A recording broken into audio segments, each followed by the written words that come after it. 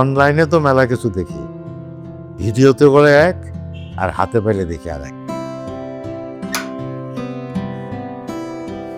তবে অনলাইনে আশিফা তেল ব্যবহারে অনেক রোগীর সুস্থতার গল্প শুনেছি, তাই ভাবলাম নিজেই এসে একটু দেখে যাই।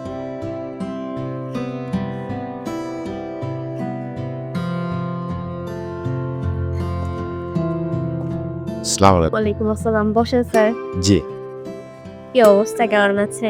জি, কি প্রবলেম নিয়ে এসেছিলেন? আমার সমস্যা হচ্ছে যে আমার এই কোমরে ব্যথা।